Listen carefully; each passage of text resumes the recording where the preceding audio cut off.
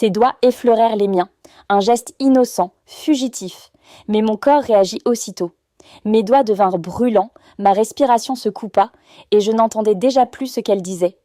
Nos regards se croisèrent, et je sentis combien j'étais attirée vers elle, combien j'avais envie de franchir ces quelques centimètres pour goûter ses lèvres et découvrir son souffle quand elle chuchote. J'avais l'habitude de penser qu'après 3 mois à couvrir des conflits au Moyen-Orient, plus rien ne pourrait m'ébranler. Mais il a suffi d'un contact accidentel dans une supérette à Valence pour comprendre qu'il existait encore des failles que je prétendais ne pas sentir. J'étais là pour un café assez fort pour me tenir éveillée jusqu'à l'aube. L'échéance de ma nouvelle enquête se resserrait comme un nœud coulant, et les pistes étaient plus fragiles que je ne l'aurais voulu. Quand j'ai tendu la main pour saisir le gobelet, j'ai senti ses doigts frôler les miens, un geste rapide mais qui m'a électrisée. J'ai levé les yeux et rencontré des yeux verts qui ne se sont pas détournés. « Nuit longue ?» demanda-t-elle comme si elle connaissait déjà la réponse. « Vous n'imaginez pas. » J'ai tenté de sourire, mais le poids du travail ne le permettait pas. Elle hésita une seconde et ajouta « Mon cheval est en train de mourir et personne ne sait pourquoi. » Sa franchise m'a prise au dépourvu. Dans une ville où chacun se protège derrière des masques, cette femme me livrait un morceau brut de sa douleur. Je n'ai pu que répondre « Je suis désolée ». Elle a pris une tablette de chocolat, a payé et est partie, mais la façon dont elle avait soutenu mon regard m'a accompagnée jusqu'à la maison, au milieu de notes et de rapports qui ne menaient nulle part. 2 jours plus tard, mon rédacteur en chef m'a appelé avec l'urgence habituelle. « Camilla, il me faut ce papier pour vendredi. Si tu n'as rien de solide, je passe le dossier à quelqu'un d'autre. » J'ai pris une grande inspiration et j'ai recommencé à croiser des noms, des dates et des montants. C'est là qu'une entreprise d'élevage et d'entraînement de chevaux est apparue dans mes tableaux avec des mouvements suspects. Des milliers d'euros entraient et sortaient par des comptes écrans. Le nom du lieu ? Centre équestre San Martin. En fin d'après-midi, j'ai pris la voiture et je m'y suis rendue. Je m'attendais à ne trouver que des employés distraits, mais j'ai vu la femme de la supérette penchée contre la porte d'un box, en train de se disputer avec un homme en costume coûteux. « Je ne falsifierai pas des registres, quoi que vous promettiez », dit-elle d'une voix ferme. L'homme esquissa un sourire sec et s'éloigna. C'est alors qu'elle me vit. Elle me reconnut aussitôt, et un regard méfiant envahit son visage. « Je peux vous aider ?» demanda-t-elle, se plaçant entre moi et le cheval derrière elle. « Je suis journaliste. J'enquête sur des mouvements financiers liés à ce centre. » L'air sembla s'alourdir. Elle croisa les bras comme pour ériger une barrière. « Mariana, et je n'ai rien à voir avec ce que vous insinuez. » « Peut-être pas, mais quelque chose cloche ici. Et si vous tenez vraiment à ces animaux, vous devriez vouloir la vérité. Ce que je veux, c'est que mon cheval vive. Le reste ne m'intéresse pas. » Avant que je ne réponde, l'homme revint et lui lança un avertissement voilé. « J'espère que vous y réfléchirez. » Puis il s'en alla. Nous sommes restées silencieuses. La tension était presque palpable. Je savais que si j'insistais trop, elle se refermerait. Mais je sentais aussi qu'elle taisait quelque chose. « Expliquez-moi ce qui lui arrive, » ai-je demandé en désignant le cheval. Elle hésita. Le bruit lointain des autres animaux emplissait l'espace entre nous. Il se laisse aller, et personne ne comprend pourquoi. Ni les examens, ni les médicaments. Il décline. Je la regardai et compris que cette histoire allait bien au-delà d'un cheval malade. Et que, si je voulais aller au bout, il me faudrait gagner la confiance de cette femme. 2 jours plus tard, je suis retournée au centre équestre. Mariana était seule sur la piste, marchant aux côtés d'un cheval maigre mais encore imposant. Elle ne m'a pas vue tout de suite. J'ai observé la délicatesse avec laquelle elle réglait son pas, comme si chaque mouvement était calculé pour ne pas forcer l'animal. « Je pensais que vous aviez renoncé, » dit-elle quand elle me remarqua. « Je ne lâche pas facilement, surtout quand les comptes ne sont pas cohérents. » Elle soupira, sans s'arrêter de marcher. « Je ne peux pas m'impliquer. Si ce centre tombe, ma carrière s'achève. Et s'il reste debout ? D'après ce que j'ai vu, certains ici se moquent à des animaux. » Mariana s'arrêta et passa la main sur l'encolure du cheval. « Vous ne comprenez pas. Ici, quiconque dérange des gens comme lui. » Elle désigna discrètement le bureau où l'homme en costume était entré. « Disparaît du milieu. » « Je comprends mieux que vous ne l'imaginez. J'ai vu ça ailleurs. Et cela commence toujours par le silence. » Elle me regarda avec un mélange de méfiance et de curiosité. « Pourquoi vous y intéressez-vous autant ? » Parce que je vois la vérité quand je vous observe prendre soin de lui. Et parce que la corruption ici semble assez vaste pour blesser bien plus de monde qu'un seul cheval. Avant qu'elle ne réponde, le bruit d'une voiture importée nous interrompit. Une femme en descendit, regardant autour d'elle comme si l'endroit lui appartenait. Mariana se raidit. « Lara !» Le nom sortit à mi-voix, presque comme un avertissement pour elle-même. La nouvelle venue sourit, sans chaleur. Je ne savais pas que tu avais de la visite. C'est une journaliste, dit Mariana, sèche. Intéressant, répondit Lara en me détaillant des yeux. Mariana et moi nous connaissons depuis longtemps. Je suis venue proposer quelque chose qui peut changer sa vie. Mariana croisa les bras. Pas ici. Elles s'éloignèrent de quelques mètres. Je ne pouvais pas entendre les mots, mais les gestes parlaient. Lara s'exprimait avec contrôle. Mariana gardait le menton haut, mais ses mains serrées trahissaient l'attention. Lorsqu'elles revinrent, l'air entre elles paraissait plus froid. « Je dois y aller, » dit Mariana, évitant mon regard. « Jusqu'à quand pensez-vous affronter cela seule ?»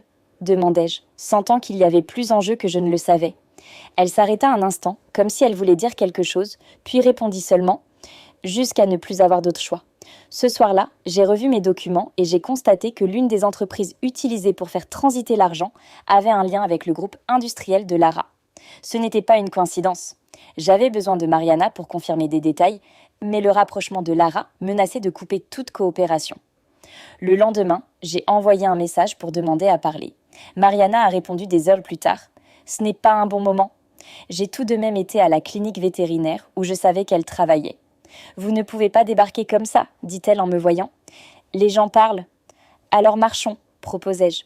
Nous avons emprunté une rue tranquille. Je lui ai expliqué les liaisons financières, la place centrale de Lara dans le schéma. Mariana s'arrêta. « Vous en êtes sûre ?» demanda-t-elle d'une voix basse. « Absolument. Et elle sait que je le sais. » Mariana ferma les yeux un instant. « Si c'est vrai, elle ne s'arrêtera pas. Lara ne perd pas. »« Tout le monde perd, Mariana. La question est de savoir comment et quand. » Elle me regarda d'une façon nouvelle, de la peur, mais aussi quelque chose qui ressemblait à une décision en train de naître. Si je parle, ils sauront que c'est moi. Alors, nous avons besoin d'un plan. Mais il faut que vous me fassiez confiance. Nous sommes restées silencieuses quelques secondes. J'entendais ma propre respiration, trop rapide, en attendant sa réponse. Je vais y réfléchir. Elle s'éloigna, mais avant d'entrer dans le bâtiment, elle dit « Si je me décide, il n'y aura pas de retour possible. » Je savais qu'à cet instant, la partie commençait pour de bon. 2 jours plus tard, je me suis réveillée avec un appel d'un numéro inconnu. J'ai décroché sans réfléchir. « Mieux vaut arrêter de creuser là où il ne faut pas », dit une voix d'homme. Des gens ont déjà perdu bien plus que leur emploi pour bien moins que ça. La communication coupa. Aucun doute, quelqu'un savait que je me rapprochais. Je suis allée au centre équestre. Mariana était dans la cour, mais en me voyant, elle détourna le regard. J'ai attendu qu'elle termine, puis je me suis approchée. « J'ai reçu une menace aujourd'hui, dis-je. »« Alors arrêtez, répondit-elle aussitôt. Ça n'en vaut pas la peine. Si c'est pour empêcher l'exploitation de personnes et d'animaux. » Elle hésita. Lara m'a proposé un poste à l'étranger, un salaire élevé, des moyens pour travailler avec les meilleurs vétérinaires. Et à quel prix ? Le prix est simple, restez loin de vous et de toute enquête. La froideur des mots ne collait pas avec la tension sur son visage. Je savais que Lara jouait avec les insécurités de Mariana, offrant la sécurité là où régnait la peur et l'isolement là où existait une connexion. « Elle achète votre silence ? » « Peut-être que je veux le vendre, » dit Mariana sans me regarder. « Vous n'êtes pas comme ça. Vous ne me connaissez pas assez pour l'affirmer ?» La réplique était nette, mais je compris que c'était une défense, non de l'indifférence. Avant que je n'insiste, Lara apparut, comme si elle avait tout entendu. « Camilla, n'est-ce pas ?» dit-elle avec ce ton mêlant politesse et venin. « Ça doit être épuisant de poursuivre des histoires que personne ne publiera. Et ça doit être facile de manipuler celles qui vous font déjà confiance ?» Son sourire resta intact. « J'offre des choix. Vous offrez des risques. » Mariana intervint. « Ça suffit. » Lara posa une main sur son épaule, geste de possession. « Réfléchis bien. Mon offre expire dans 2 jours. » Lorsqu'elle s'éloigna, nous sommes restées silencieuses. J'avais envie de dire à Mariana de ne pas accepter, de ne pas livrer sa vie à quelqu'un comme Lara, mais je compris que toute pression de ma part la pousserait de l'autre côté. Le soir, je me suis assise pour organiser les preuves. Les liens entre les sociétés écrans et le groupe de Lara devenaient de plus en plus clairs. Il manquait toutefois un maillon, des documents internes, un accès que seul quelqu'un comme Mariana pouvait obtenir. Le lendemain, j'ai envoyé un message court. « Si tu décides de te battre, retrouve-moi au café près de la gare à 19h. » Je suis arrivée en avance. À 19h10, elle est entrée. Elle ne paraissait pas décidée, mais elle ne semblait pas prête à repartir. « Je ne sais pas pourquoi je suis venue, » dit-elle en s'asseyant. « Parce que tu t'en soucies encore. » Mariana inspira profondément. « J'ai accès à certains fichiers, mais si je te les donne, ils sauront que c'est moi. Je peux protéger ton identité. Tu le promets, mais ton rédacteur en chef, non. » Elle avait raison. Et pourtant, c'était notre seule chance de démanteler le système. Alors, on fait à notre manière, sans passer par lui tant qu'on n'a pas tout et qu'on n'a pas décidé comment l'utiliser. Mariana resta silencieuse de longues secondes. Je ne te fais pas entièrement confiance. Et pourtant, tu es là. Le coin de sa bouche trembla, comme un presque sourire. Parce que j'aimerais croire qu'il existe encore des gens qui ne vendent pas tout le monde pour une manchette. Nous avons quitté le café avec un accord fragile. J'aurais un accès limité aux fichiers et elle contrôlerait ce qui serait remis. Ce n'était pas grand-chose, mais suffisant pour commencer à renverser la situation. Les premiers dossiers que Mariana me remit étaient cachés dans une pochette d'examen vétérinaire. Mouvements bancaires, fausses factures, contrats avec des sociétés inexistantes. Aucun doute, le centre blanchissait de l'argent pour le groupe de Lara. J'ai passé 2 jours à recouper les données, à tisser des liens qui rendèrent le schéma plus clair. J'ai envoyé un message à Mariana. Il faut qu'on parle en personne. C'est urgent. Nous nous sommes retrouvés dans un parc, loin des regards connus. Elle arriva tendue. « Tu ne devrais pas m'envoyer ces choses par téléphone ?» dit-elle en scrutant les alentours. « Je n'ai rien envoyé de compromettant, mais ce que tu m'as donné suffit déjà pour alerter la police. Ce n'est pas suffisant pour me protéger. » Avant que je réponde, son téléphone sonna. Je reconnus la voix de Lara, même sans entendre les mots. Mariana s'éloigna pour répondre. Elle revint le visage fermé. « Elle sait qu'on s'est vu. »« Comment ?» ?»« Elle dit avoir des amis attentifs, et que si je continue à t'aider, elle rendra ma vie impossible. C'est une menace directe.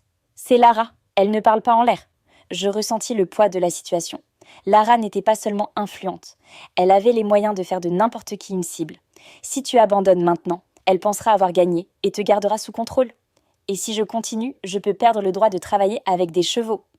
Le dilemme était visible sur son visage. Je savais que la brusquer ne servirait à rien, mais le temps jouait contre nous. 2 jours plus tard, la pression devint action. Mariana m'appela tôt. J'ai reçu une assignation. Lara a intenté un procès, affirmant que j'ai volontairement nui à la santé d'un cheval. Je me suis précipitée à la clinique pour la retrouver. Elle était assise, immobile, tenant le document. « C'est un mensonge, dis-je. »« Bien sûr, mais elle a des témoins, des expertises, et l'argent pour soutenir la mascarade. On peut utiliser ce qu'on a contre elle et m'exposer complètement, ou continuer à vivre dans la peur. » Elle leva les yeux vers moi, et l'espace d'un instant, je vis autre chose. De la colère. Si je tombe, je veux qu'elle tombe avec moi. Ce soir-là, nous avons élaboré un plan. Mariana devrait récupérer plus de documents, cette fois directement au bureau administratif. Elle connaissait les horaires et savait quand il n'y avait personne. Le jour convenu, je l'ai attendue dans la voiture à quelques pâtés de maison du centre. À 22h, Mariana est apparue, essoufflée, avec un sac à dos. Elle est montée rapidement. « Tu as réussi ?» demandai-je. « Contrats originaux, signature, registre de transport d'animaux pour des événements inexistants. » « C'est de l'or. » Elle inspira profondément. Maintenant, il n'y a plus de retour possible. Je savais qu'à partir de là, Lara ne ménagerait aucun effort pour nous atteindre. Mais je savais aussi que nous avions de quoi la faire tomber. Nous avons passé la nuit à numériser les contrats et à organiser les preuves. Les signatures et les registres concordaient avec d'autres documents que j'avais déjà analysés. Il y avait des transports d'animaux vers des compétitions qui n'avaient jamais eu lieu, des factures d'équipement jamais livrées, des paiements à des sociétés écrans liées directement au groupe de Lara. J'ai envoyé des copies à un contact de confiance dans une ONG internationale de protection animale en lui demandant de tout conserver et de ne publier qu'en cas de problème pour moi ou pour Mariana. Le lendemain, nous avons pris rendez-vous avec un procureur prêt à affronter des gens puissants. Il a écouté en silence, a feuilleté chaque page et a simplement dit « C'est suffisant pour ouvrir une enquête formelle. Mais vous devez comprendre qu'à partir de maintenant, vous serez au centre de tout. » Mariana acquiesça. Je percevais sa peur, mais aussi une détermination qui n'existait pas auparavant. 2 jours plus tard, la police exécuta un mandat de perquisition au centre équestre et au bureau de Lara. La nouvelle se répandit vite en ville. À la fin de la semaine, les images de Lara escortée par des agents étaient dans tous les journaux. Les accusations comprenaient fraude, blanchiment d'argent et maltraitance animale. Mariana m'appela en milieu d'après-midi. « Elle est en prison », dit-elle d'une voix mêlant soulagement et fatigue. « Je ne sais pas encore ce qu'il adviendra de moi, mais au moins, ça c'est fini. » Ce n'est pas fini, maintenant commence la reconstruction. Dans les jours qui suivirent, elle perdit son emploi au centre, comme nous nous y attendions. Mais, avec l'écho de l'affaire, elle reçut le soutien de personnes qu'elle n'aurait jamais imaginées. De petits éleveurs lui proposèrent du travail, des ONG demandèrent son expertise. Pour la première fois depuis des semaines, je vis un vrai sourire sur son visage. C'est alors que je lui ai parlé de ce que je préparais depuis un moment. Un petit sanctuaire pour animaux rescapés, hors de la ville, en utilisant une partie de l'argent mis de côté en quittant mon ancien poste. Je lui ai proposé un partenariat égalitaire, chacune avec ses compétences. Je ne sais pas si je suis prête pour un autre pari risqué, répondit-elle. Moi non plus. Mais c'est peut-être exactement ce qu'il nous faut. 2 mois plus tard, nous étions installés sur une propriété à la campagne, avec quelques chevaux sauvés, des chiens abandonnés et des bénévoles prêts à aider. Le travail était dur, mais chaque jour apportait un sens que nous ne trouvions nulle part ailleurs. Les habitants du coin ont vite compris que nous étions partenaires dans le projet et dans la vie. Il y eut des regards de jugement, des murmures, mais aussi des gestes de soutien inattendus. Mariana faisait face sans se cacher. Je voyais en elle le même courage que lorsqu'elle avait décidé d'affronter Lara. Un soir, assise sur la véranda après avoir nourri les animaux, elle dit « Sans toi, j'aurais accepté son offre. Sans toi, j'aurais laissé cette histoire mourir. Nous sommes restées silencieuses, mais il n'y avait rien à expliquer. Ce que nous avions construit était plus fort que les menaces et les pertes traversées. Quelques semaines plus tard, nous apprîmes que Lara avait conclu un accord judiciaire. Restitution d'une partie de ses biens et peine de prison ferme d'au moins 5 ans. Pour Mariana, c'était une justice suffisante. Maintenant, elle ne peut plus toucher à quoi que ce soit qui nous appartient, dit-elle en regardant les chevaux paître calmement dans les champs. Et elle ne le fera pas. Le vent apporta le bruit lointain des animaux à l'écurie. Je savais que nous affronterions encore des difficultés, mais pour la première fois depuis longtemps, il n'y avait plus de peur. Il y avait des choix. Et par-dessus tout, il y avait nous deux.